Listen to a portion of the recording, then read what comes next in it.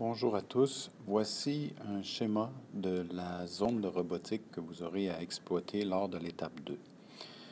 Elle comprend différentes difficultés, différents défis, différentes stratégies de programmation. Ce sera à vous de développer vos solutions et de voir comment ça fonctionne. D'abord, votre robot sera placé à cet endroit-ci, au départ. L'orientation de votre robot sera choisie au hasard ou selon ma consigne à moi, soit que vous allez pointer l'avant du robot pour qu'il pointe dans cette direction ici, soit celle-ci, ou encore celle-ci. La particularité, c'est que vous ne pourrez pas faire un programme différent, peu importe la direction qui sera où votre robot pointera. Vous devrez absolument utilisez toujours le même programme, peu importe la direction dans laquelle je vous dirai de placer votre robot.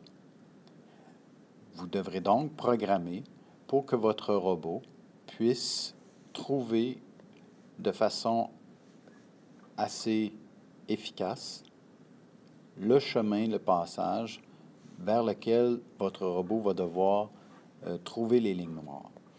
Donc, dans un premier temps, si on va supposer que je vous dis que votre robot part vers la droite, c'est-à-dire vers la position 1, donc si je pars vers la position 1, il faudra que votre robot voit le mur ici et regarde peut-être de chaque côté ou prenne une décision de tourner à droite ou à gauche, soit cette direction-ci ou cette direction-ci.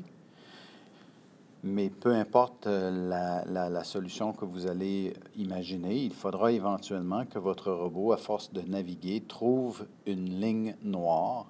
Et dès qu'il aura trouvé cette ligne noire-là, devra s'en servir pour effectuer le passage ici de façon à se retrouver à cette position-ci ou à cette position ici. Donc, soit ici, soit là. Une fois que votre robot aura vu l'obstacle, le mur, il pourra prendre une décision pour rendre votre robot efficace. Comme vous ne savez pas sur lequel des deux passages vous allez passer, vous devez imaginer une solution pour trouver le bon côté vers lequel votre robot va devoir tourner. Donc, est-ce que je veux que mon robot tourne vers la gauche? Ou je veux que si votre robot a trouvé le passage qui est du côté gauche, donc si vous dites à votre robot de tourner vers la gauche, donc il va tourner vers cette direction-là. Donc, ça nous pose une problématique. Il faudra que vous identifiez une façon de trouver de quel côté il doit trouver son deuxième passage. Donc, si je décide, par exemple, de tourner vers la droite et que mon robot est à cet endroit-ci, la problématique que j'aurai, c'est que si mon robot a trouvé cette ligne noire-là, l'autre ligne noire avant, il va tourner de ce côté-là. Donc ça va être correct pour aller trouver notre ligne noire, là, ici. Cependant, s'il a tourné de ce côté-là, il a vu un mur. Donc, il faudra, par un procédé de programmation, que vous trouviez une bonne technique pour identifier de quel côté du terrain le robot se situe. Donc, est-ce que je suis à droite ou je suis à gauche? Ce qui va te permettre de définir la suite de ton programme. Une fois qu'on aura trouvé la zone centrale, c'est-à-dire qu'on aura trouvé la zone qui est ici, on va se servir à nouveau de la ligne noire et selon le sens qu'on aura identifié, soit ici ou soit ici,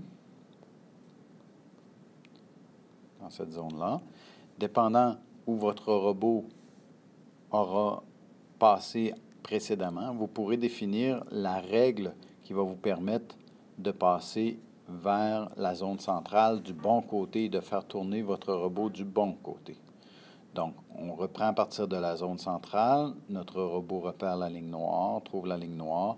Vous tentez de faire en sorte que votre robot ne part pas dans toutes les directions comme ça ici. On va essayer de trouver la direction la plus droite possible pour aller jusque vers le mur. Le mur final du terrain Et on est presque à la fin du défi à cet endroit-là. Ce mur-là va vous permettre d'être vu par votre capteur d'ultrasons dans le but d'éviter de le toucher. Il y aura une forte pénalité si vous touchez le mur avec votre robot, avec peu importe quelle partie du robot. La seule partie qui doit traverser le mur sera la balle que vous aurez transportée du début du défi jusqu'à la fin du défi. Donc, vous voulez faire en sorte de ne pas toucher le mur qui est ici. Très important.